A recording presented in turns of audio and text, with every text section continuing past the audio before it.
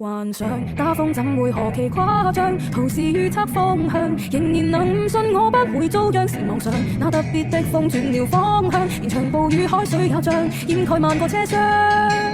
感覺得到樓房搖動更方向，停電那會遇上，那手機此際極需保持電量。踏上這亡命旅途，那個天鴿使你東跌西倒，為群攻如烈風也上路，但走到半路為何懸掛不可？才明白到幸福可一瞬推倒。踏上這亡命旅途，誰又能料到風速上會更高，可更糟，然後賠掉人命要怎麼的控訴？颱風預報話有實際倒冇，太多這口駁斥，你可有否覺得惋惜？平靜對應是觀看無色，多分半亦已是天職。踏上這亡命旅途，這個都市可會一切安好？大樹倒，截斷落到馬路，沒水也決定電信難有信號，才明白到幸福可一瞬推逃。